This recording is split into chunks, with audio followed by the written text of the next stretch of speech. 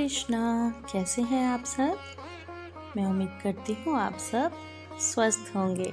चलिए श्री प्रभु कृष्णा जी के चरणों में प्रणाम करते हुए हम आगे बढ़ते हैं और आज सुनते हैं श्री कृष्ण लीला भाग 21। श्री कृष्ण का गुरुकुल जाना और गुरु दक्षिणा की अद्भुत कथा। भगवान बने शिष्य, गुरुकुल की शिक्षा ली और गुरुपुत्र की वापसी के बारे में बात करेंगे। कंस का अंत हो चुका था, मथुरा में अब शांति लौटने लगी थी।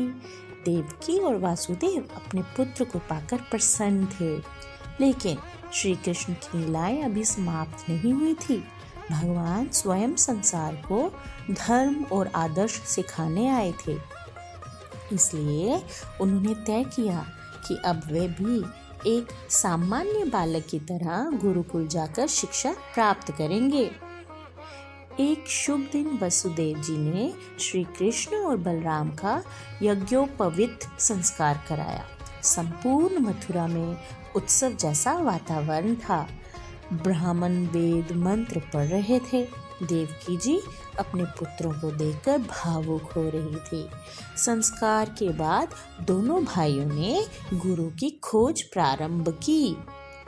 कुछ समय बाद वे उज्जैन के पास स्थित महान ऋषि संदीपनी के आश्रम पहुंचे। आश्रम बहुत शांत और पवित्र था।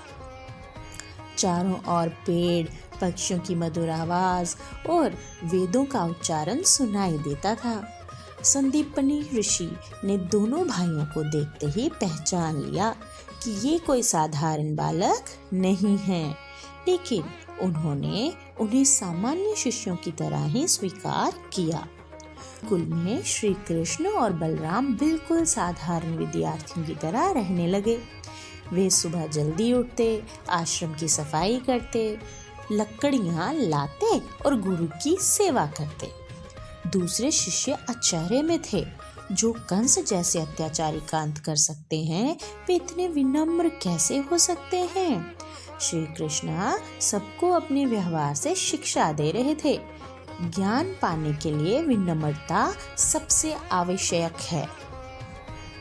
कहा जाता है कि श्री कृष्ण और बलराम ने केवल 64 दिनों में 64 कलाएं सीख ली। उन्होंने वेद, शास्त्र, राजनीति, युद्ध कला, संगीत, ज्योतिषी, धनुर्विद्या और अनेक विद्याओं में पारंगतता प्राप्त की, लेकिन कभी भी उन्हें अपने ज्ञान का अहंकार नहीं हुआ। एक दिन संदीपनी ऋषि की पत्नी ने दोनों भाइयों को जंगल से लकड़ियां लाने भेजा। जंगल में अचानक तेज वर्षा शुरू हो गई।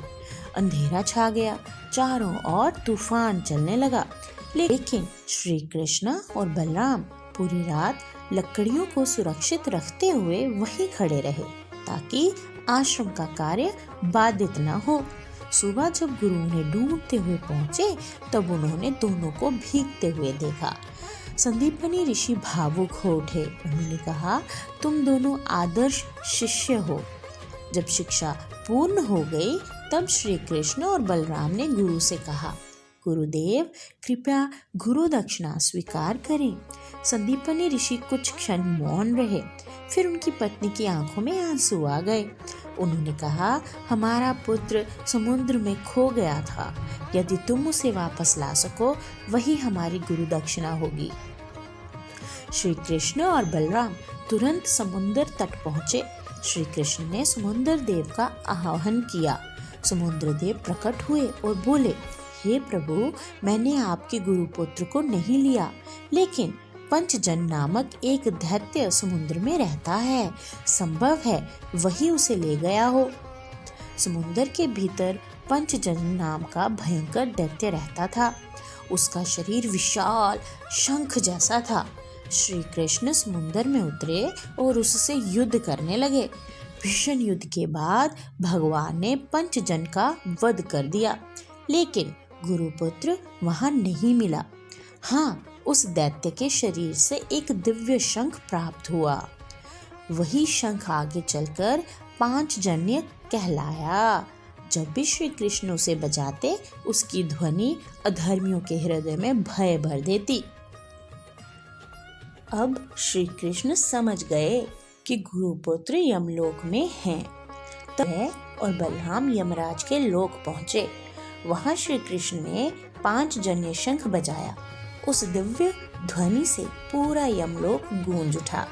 यमराज स्वयं हाथ जोड़कर भगवान के सामने उपस्थित हुए।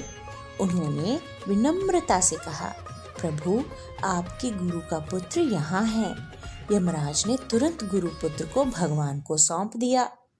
जब श्री कृष्ण गुरुपुत्र को वापस लेकर आश्रम पहुंचे, तब संदीपनी ऋषि और उनकी पत्नी की आंखों से आंसू बहने लगे। उनका पुत्र जीवित लौट आया था। संदीपनी ऋषि बोले, तुम दोनों ने संसार को दिखा दिया कि गुरु का स्थान कितना महान होता है। उन्होंने श्री कृष्ण और बलराम को आशीर्वाद दिया, तुम्हारा यश सदा संसार में फैलेगा।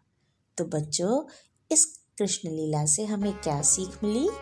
गुरु का सम्मान सबसे बड़ा धर्म है। सच्चा ज्ञान विनम्रता से आता है।